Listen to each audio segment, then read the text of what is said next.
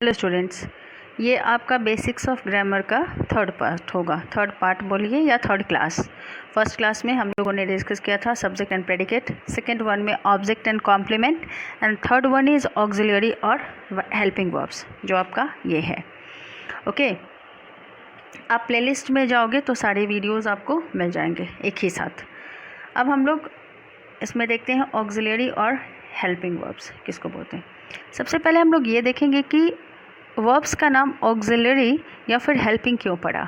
इसलिए क्योंकि आप नीचे ये सारे वर्ड्स जो देख रहे हैं this are called auxiliary verbs. ये टेंस फॉर्मेशन में मदद करते हैं। ठीक है, किसकी मदद करते हैं? मेन वर्ब की। मैं आपको नेक्स्ट हम लोग जो फोर्थ क्लास होगा वो मेन वर्ब पे होगा। तो मेन वर्ब में मेन वर्ब के साथ मिलकर ये टेंस फॉर्मेशन में मदद करते हैं। फॉर एग्जांपल मैं आपको यहाँ पे समझा रही हूँ।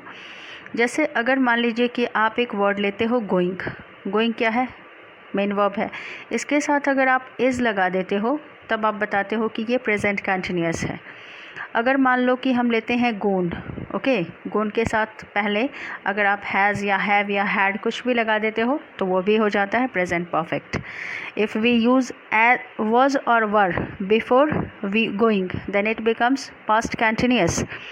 सो आप लोग देखेंगे आगे या आपने पढ़ा भी होगा कि ये सारे वर्ड्स जो होते हैं most of the words are used before main verb, और मेन वर्ब के साथ आकर ये क्या करते हैं? टेंस फॉर्मेशन का काम करते हैं। इसलिए इनका नाम क्या पड़ा? Auxiliary or helping verb.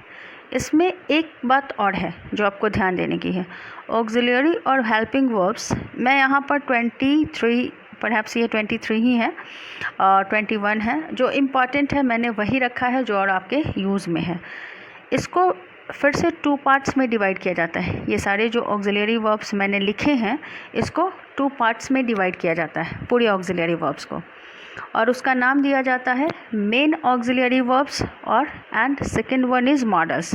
जैसे आप यहाँ से यहाँ तक इसको ले लो, आई एम टेलिंग यू, आप बी से ले लो, बी से शुरू करो और कहाँ तक जाओ?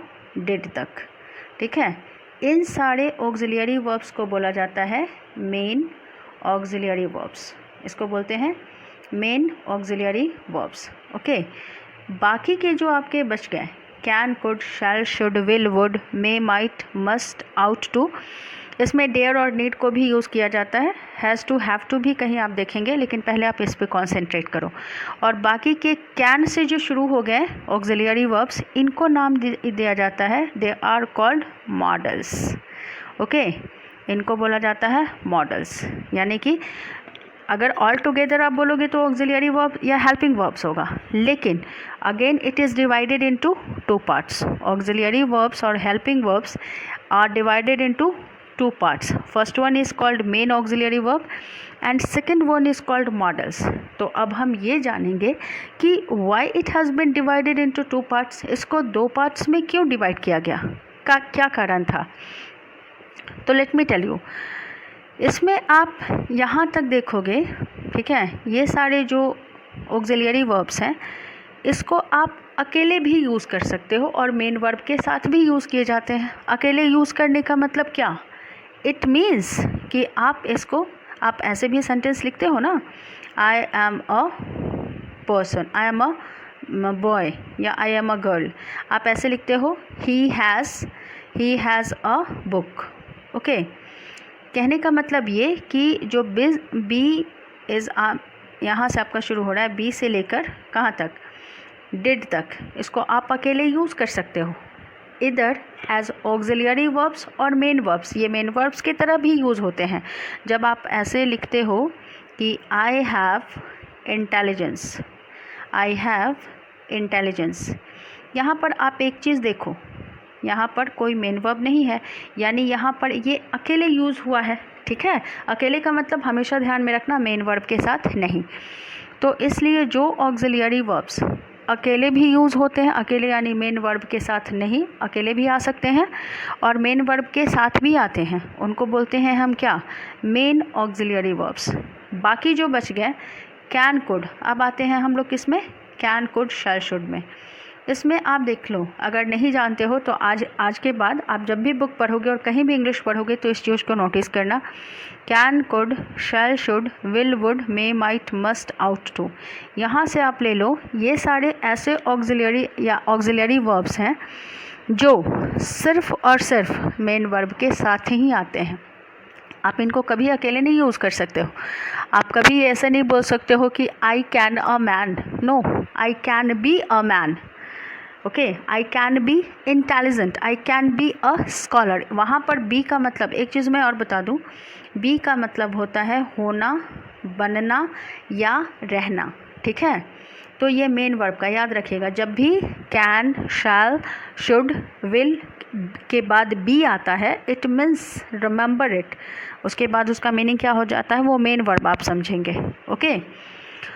तो आपका इसमें यही है, that's why this words has been divided और नेम्ड एज मॉडल्स।